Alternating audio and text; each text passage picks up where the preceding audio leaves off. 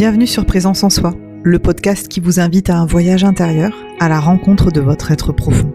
Je suis Coralie Savoya, thérapeute psychocorporelle, et chaque semaine, je vous propose un espace d'écoute, de douceur et de transformation. Ensemble, cultivons la présence en soi.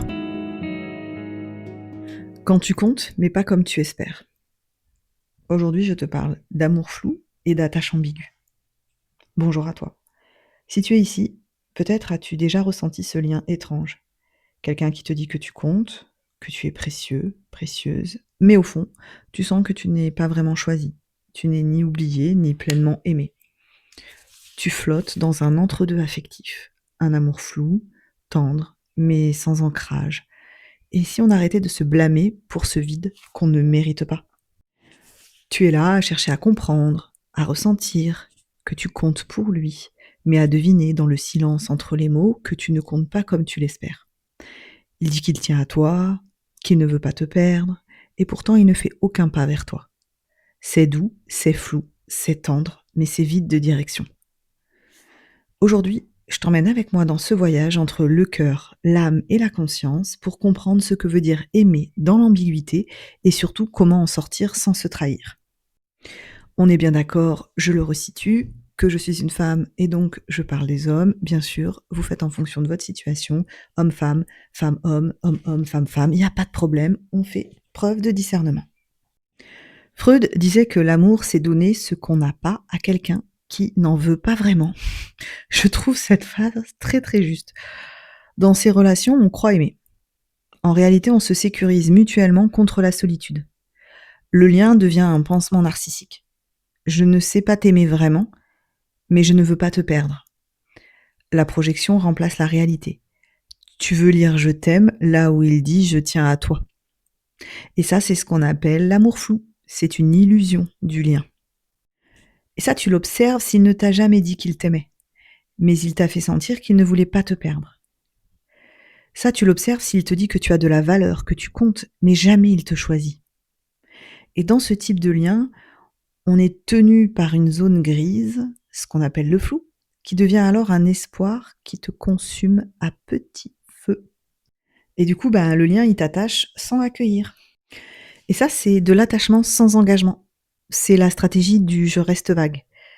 D'un point de vue psychologique, ce flou affectif, il est souvent un mécanisme de défense, bien sûr. Un évitement de l'engagement parce qu'on a peur de perdre sa liberté ou une peur d'abîmer une relation précieuse. Et ça, c'est le reflet d'une incapacité à se positionner parce qu'on ne sait pas aimer autrement. Symboliquement, on parle d'immobilité, d'illusion, de jonglage émotionnel. Ce n'est pas de la manipulation, c'est souvent une peur panique de faire mal ou d'être seul. Et alors, tu es tenu dans une cage dorée affective, mais tu n'es pas invité à y habiter vraiment. Le philosophe Kierkegaard disait que l'attente est une forme d'enfer tranquille. C'est un peu l'ombre du presque, c'est-à-dire que tu n'es pas rejeté, mais tu n'es pas choisi, tu es entre. Et dans cet entre-deux, tu fabriques seul des ponts que l'autre ne traverse jamais. Dans les théories de l'attachement, dont j'ai déjà parlé dans précédentes voix off, ce genre de lien, il est typique de la dynamique ambivalente. L'un cherche la fusion, l'autre cherche à maintenir la connexion, mais sans engagement. Celui qui t'offre le flou a souvent une peur de l'intimité réelle, mêlée à un besoin d'être aimé sans se donner. Il te donne des miettes émotionnelles, mais te garde comme si c'était un festin. Et là se crée à un moment donné le fantasme du manque. Et Freud aurait parlé ici du désir narcissique inversé. Je ne veux pas te donner tout ce que tu veux, mais je veux que tu restes dépendante de mon amour partiel. Ce n'est pas machiavélique, c'est inconscient. Il t'aime à moitié parce qu'il ne sait pas s'aimer entièrement lui-même. Et tu espères pour deux, parce que tu projettes en lui la réponse à une blessure plus ancienne, celle de ne pas être choisi pleinement. À ce moment-là, on est vraiment dans un amour qui attache, mais ne t'invite pas à rester. Il te dit que tu es peut-être précieux, précieuse, il ne te dit jamais « je te choisis ». Ou « je ne te choisis pas » aussi, bien sûr. Et là se crée un paradoxe dans le lien. Ce lien, il est sans engagement, et c'est comme une maison avec des murs, mais sans toi. Tu peux y habiter un instant, mais tu n'y seras jamais protégé du temps, du doute, ni de la pluie. Et ça crée des blocages. des pauses, des fuites, des jonglages, heu, des émotions enfumées, des projections. Il ne ment pas, il se ment à lui-même. Il est en train de gérer l'attachement sans aimer pleinement. Et toi, tu attends qu'il ou elle t'aime autant que tu l'espères. Sauf qu'on sait très bien que la quête ici, c'est d'être choisi, pas simplement gardé. Et oui, tu mérites un amour qui avance vers toi, pas un amour qui te regarde de loin en disant je ne veux pas te perdre. Tu mérites un amour qui ne veut pas te perdre, mais ne fait rien pour te garder avec intégrité. Ce n'est pas un amour, c'est un brouillon affectif.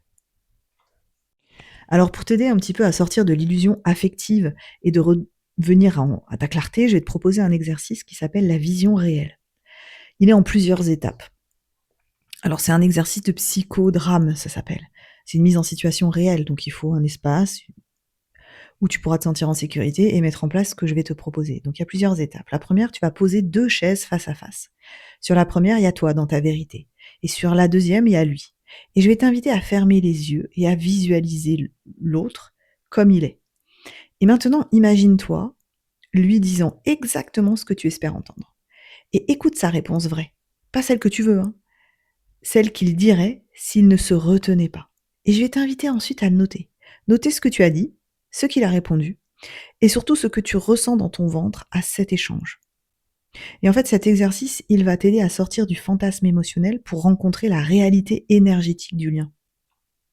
Maintenant, si cet exercice, il est un peu compliqué parce que tu n'as pas ce qu'il faut pour le mettre en place, je vais t'en donner quelques autres qui sont un petit peu plus accessibles. Le premier, c'est l'écriture d'une rupture symbolique. En gros, tu prends une feuille, tu écris une lettre à cette personne, où tu lui dis tout ce que tu ressens et espères sans filtre. Puis tu écris une seconde lettre où tu ne lui parles plus, mais tu parles à toi-même. Et là, tu vas dire « Je me rends ce que j'attendais de toi ». Et l'idée, c'est qu'après, tu fais un petit rituel. Soit tu la gardes dans un carnet sacré, soit tu brûles, tu fais ce que tu veux. Ça, c'est le premier exercice. Et ensuite, le deuxième, c'est un scan corporel psychosomatique. L'idée, c'est de t'allonger et de poser la main sur ton plexus. Et tu vas demander à ton corps quel est le poids que je porte à sa place. Tu respires et tu laisses émerger, je sais pas, une image, une tension, une mémoire, une émotion. Ce que tu retiens en toi, c'est souvent ce qu'il n'a pas su exprimer lui-même. Tu ne seras jamais trop pour la bonne personne. Et tu ne devrais jamais avoir à espérer de l'amour là où tu offres déjà ta lumière entière.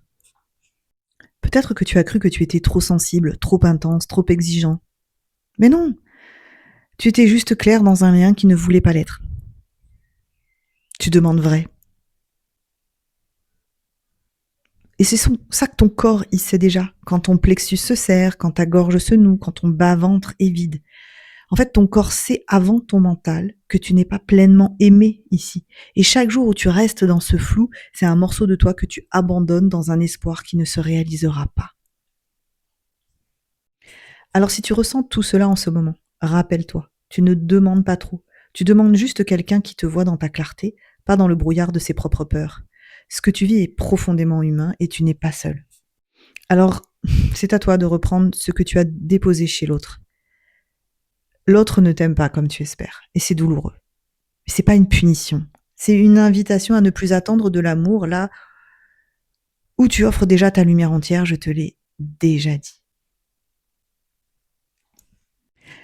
Si ce contenu t'a parlé, si tu t'es reconnu dans ces mots, dans ces silences, alors abonne-toi, partage à quelqu'un, lui aussi mérite peut-être d'être aimé clairement, et surtout, aime-toi au point de ne plus jamais te suspendre dans le flou.